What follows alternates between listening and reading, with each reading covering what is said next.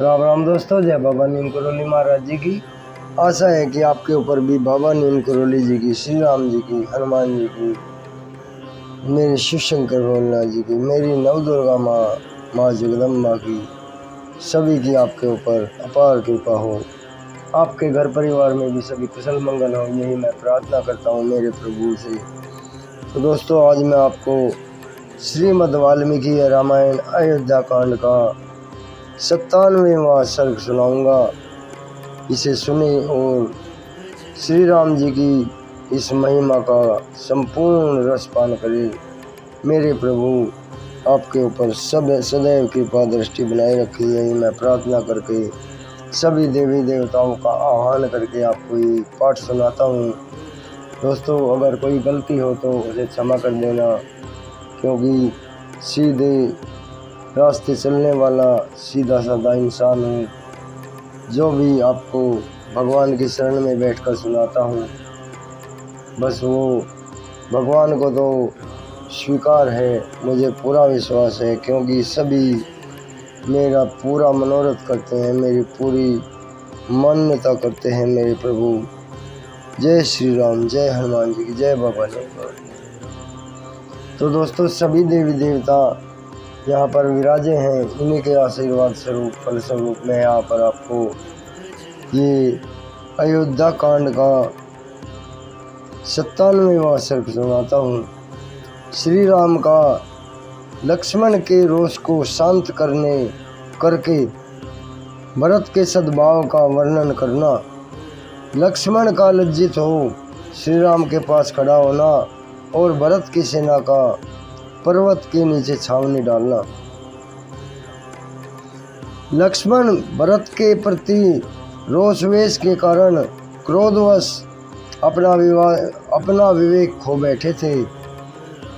उस अवस्था में श्री राम ने उन्हें समझा बुझाकर शांत किया और इस प्रकार कहा, लक्ष्मण, महाबली और महान उत्साही भरत जब स्वयं ही आए हैं, तब इस समय यहाँ धनुष अथवा ढाल तलवार से क्या काम है।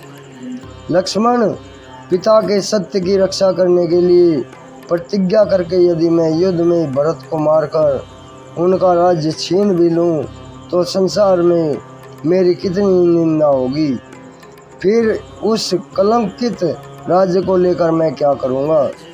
अपने बंधु बांधवों या मित्रों का विनाश करके जिस धन की प्राप्ति होती है, वह तो विस्मित्रित भोजन के समान होता है, सर्वथा त्याग देने योग्य है। मैं उसे कदापि ग्रहण नहीं करूंगा। लक्ष्मण, मैं तुमसे प्रतिज्ञा पूर्वक कहता हूँ, धर्म, अर्थ, काम और पृथ्वी का राज्य भी मैं तुम्ही लोगों के लिए चाहता हूँ। सुमित्रा कुमार, मैं भाइयों के संग्रह और सुख के लिए ही राज्य की इच्छा करता हूँ, और इस बात की सच्चाई के लिए मैं अपना धनुष छोड़कर शपथ खाता हूँ।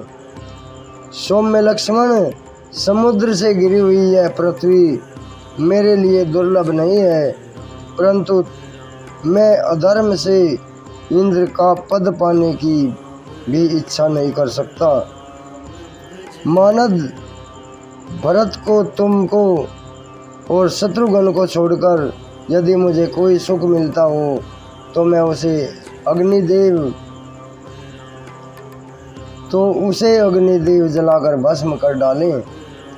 वीर पुरुष प्रवर भरत बड़े भ्रात भक्त हैं, वे मुझे प्राणों से भी बढ़कर प्रिय हैं।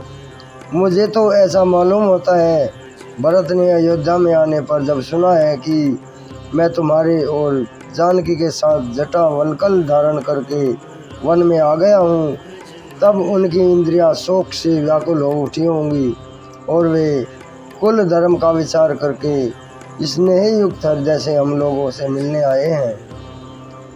इन भरत के आगमन का इसके सिवा दूसरा कोई उद्देश्य नहीं हो सकता। माता कैकेयी के प्रति कुपित हो उन्हें कठोर वचन सुनाकर और पिताजी को प्रसन्न करके श्रीमान भरत मुझे राज्य देने के लिए आए हैं। भरत का हम लोगों से मिलने के लिए आना सर्वथा समुचित है। वे हमसे मिलने के योग्य हैं।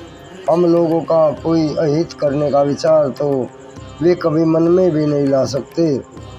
भरत ने तुम्हारे प्रति पहले कब कौन सी अप्रिय बर्ताव किया है जिससे आज तुम्हें उनसे ऐसा भय लग रहा है और तुम उनके विषय में इस तरह की आशंका कर रहे हो। भरत के आने पर तुम उनसे कोई कठोर या अप्रिय वचन ना बोलना। यदि तुमने उनसे कोई अप्रिय वचन बोला तो वह मेरे लिए बहुत ही कड़वी बात होगी, अप्रिय होगी। सुमित्रानंदन, कितनी ही बड़ी आपत्ति क्यों न हो, पुत्र अपने पिता को कैसे मार सकते हैं अथवा भाई अपने प्राणों के समान भाई की हत्या कैसे कर सकता है। यदि तुम राज्य के लिए ऐसी कठोर बात कहते हो तो मैं भरत से मिलने पर उन्हें कह दूंगा कि तुम यह राज्य लक्ष्मण को दे दो। लक्ष्मण, यदि मैं भरत से यह कह दूं कि तुम राज्य इन्हें दे दो तो वे बहुत अच्छा कहकर अवश्य मेरी बात मान लेंगे। अपने धर्मपरायण भाई के ऐसा कहने पर उन्हीं के हित में तत्पर रहने वाले लक्ष्मण लज्जावश मानो अपने अंगों में ही समा गए, लाज से गड़ गए। श्री राम का पूर्वोक्त वचन सुनकर लज्जित हुए लक्ष्मण ने कहा, भैया, मैं समझता हूँ हमारे पिता महाराज दशरथ स्वयं ही आपसे मिलने आए हैं। लक्ष्मण को लज्जित हुआ देख श्री राम ने उत्तर दिया, मैं भी ऐसा ही मानता हूँ लक्ष्मण कि हमारे माँ बाबू पिताजी ही हम लोगों से मिलने आए हैं, अथवा मैं ऐसा समझता हूँ कि हमें सुख भोगने के योग्य मानते हुए पिताजी वनवास से कष्ट का विचार करके हम दोनों को निश्चय ही घर लौटा ले जाएंगे। मेरे पिता रघुकुल तिलक श्रीमान महाराज दशरथ अत्यंत सुख का सेवन करने वाली इन विधेय राजनंदिनी सीता को भी वन से साथ लेकर ही घर लौटेंगे। अच्छे घोड़े के कुल में उत्पन्न हुए वे दोनों वायु के समान वेगशाली, शीघ्रगामी, वीर एवं मनोरम अपने उत्तम घोड़े चमक रहे हैं। परम बुद्धिमान पिताजी की सवारी में रहने वाला है वही विशालकाय शत्रुंजय नामक बूढ़ा गजराज है महाभाग, परंतु इसके ऊपर पिताजी का वह विश्व विख्यात दिव्य श्वेत छत्र मुझे दिखाई नहीं देता है। इससे मेरे मन में संशय उत्पन्न होता है। लक्ष्मण, अब मेरी बात मानो और पेड़ से नीचे उतर आओ। धर्मात्मा श्री राम ने सुमित्रा कुमार लक्ष्मण से जब ऐसी बात कही तब युद्ध में विजय पाने वाले लक्ष्मण उस साल वृक्ष के अग्रभाग से उतरे और श्री राम के पास हाथ जोड़कर खड़े हो गए। उधर भरत ने सेना को आज्ञा दी कि वहां से किसी को हम लोगों के द्वारा बाधा नहीं पहुंचानी चाहिए। उनका यह आदेश पाकर समस्त सैनिक पर्वतों के चारों ओर नीचे ही ठहर गए। उस समय हाथी, घोड़े और मनुष्यों से भरी हुई रघुकुल वंशी नरेश की वह सेना पर्वत के आसपास की 1.5 योजन 6 कोस भूमि घेर कर पड़ाव डाले हुए थी। नीतिज्ञ भरत धर्म को सामने रखते हुए गर्व को त्याग कर रघुकुल नंदन श्री राम को प्रसन्न करने के लिए जिसे अपने साथ ले आए थे वह सेना चित्रकूट पर्वत के समीप बड़ी शोभा पा रही थी। इस प्रकार श्री वाल्मीकि निर्मित आर्ष रामायण आदि काव्य के अयोध्या कांड में 97वां सर्ग पूरा हुआ। जय श्री राम, जय हनुमान जी की, जय बाबा नंदगोली महाराज जी। तो दोस्तों, आज ये रामायण का 97वां सर्ग पूरा हुआ है। कल मैं आपको इसका 98वां सर्ग सुनाऊंगा। भरत के द्वारा श्री राम के आश्रम की खोज का प्रबंध तथा उनके आश्रम का दर्शन। अभी आज्ञा लेता हूँ मेरे भाई।